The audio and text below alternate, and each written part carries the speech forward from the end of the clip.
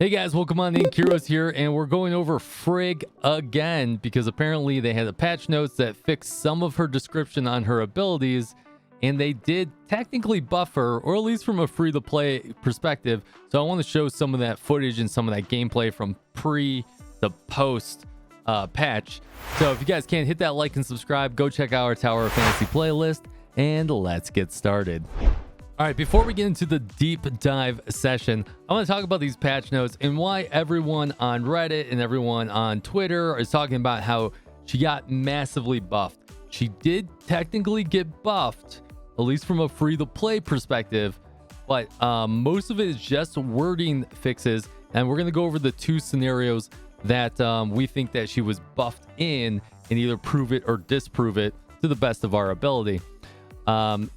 Now, first off, whoever wrote these patch notes here, Hoda, Tower of Fantasy, you got to put more detail in these patch notes. Like I think my toddler can write them better. Nani?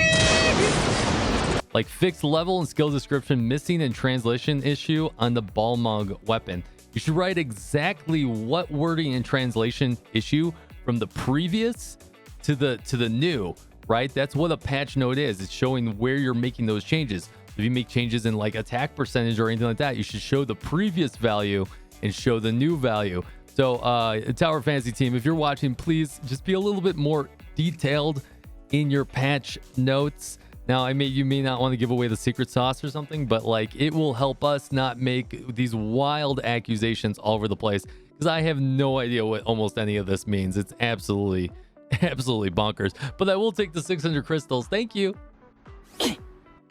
So let's talk about two things that happened. One, on Frigg's 3-star, she technically had a 15% damage buff that was not written in it. It wasn't in their pre-patch. It wasn't in their post-patch.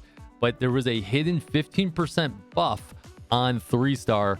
I don't have the data on that, unfortunately, because I didn't get to test that as I was going up the stars. But there's been a lot of data out there that proves that is the case. And also over here on towerfantasy.info, it's not even listed there as well. But what they did is they moved that to her skill. So now at C0 or star 0, S0, whatever you want to call it, she now gets that 15% attack buff with additional shatter when you're in that domain of frost level 1. That's really good. So let me flip over there. I'll show you guys a little bit of the data of pre and post, and you'll see the difference. All right, so this is the pre-patch data. We've got that frost domain up. We're waiting for some of those mobs to come on over so we can find a good baseline. We're going to go ahead and multi-slash and freeze it right there. So this is a good combination of numbers. So we're going to take this into consideration when we go and look at the post data and then compare the two side by side. All right, so now post-patch, we got our frost domain up. We got a couple of enemies here. We're going to multi-slash and freeze it. Okay, so this is really good. Now, you could probably already tell that the numbers are a little bit different. So let's put those side by side. Now, you can see those numbers, and that's a little bit greater than 15%. Now, the only thing I can account to this is that this isn't true one-to-one. I am slightly higher level, and my weapon was 10 levels higher. But you see about a 20% variance here, 5% for my level differential, and 15% for that buff. So yes, buff confirmed. And just to confirm, we have some screenshots here from 𝙀𝙓𝙋𝘼𝙉𝙿. Go check out their twitch.tv channel. But you can see the pre and post numbers. Now, depending on what number you can take from both of those, it comes out from somewhere to a 15 to 18% differential, which once again proves the buff, considering both of these weapons are C0 in both of these screenshots. Okay, welcome back.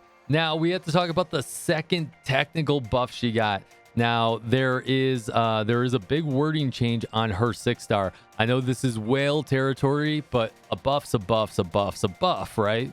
You know, whether you're a whale or whether you're not. And if you're free to play, you may want to still invest in Frigg all the way to 6-star eventually when she comes to the general banner.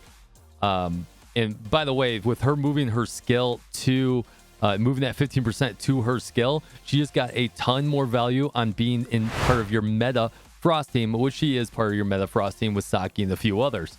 So you can see here that this was the previous value. In Domain Frost 2, increases Frost attack by 12% when Frost weapons are used.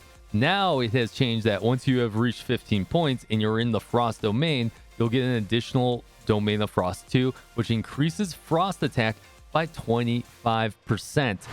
Now, obviously, this is whale territory, but the additional bonus to damage is actually a really good thing. This is going to set her up for success over the long haul of her being on a limited banner to eventually moving to the general banner. Is this still worth pulling? Yes. If you're building a nice team, 100% worth pulling, especially if you are playing the pull Saki, you're saving that black gold once again, and you are going to invest in Frigg. This makes her a little bit better from an auto attacking perspective. This makes her a little bit better from an attacking perspective. And if you do eventually S6 her, whether that's for free or whether it's through whaling, it's going to make your Saki way better, which we know that is the meta team for Frost. Okay, so given that all the values from CN has pretty much come back and reverted, or at least the wordage has been fixed, and they have made it a lot more friendly for free to play, where she feels a lot better. Now, that multi-slash skill is still nerfed, but that's okay in the grand scheme of things, as long as they keep matching all the changes of future characters. Do I think she still has a place in your meta team? Yes. Does the Frost Resonance stack? No, but she is now going to make your Saki a lot better with that Frost domain, with increasing Frost damage even at a base level. So this gives her a whole lot more worth and a lot more sustainability and stayability to that Frost team.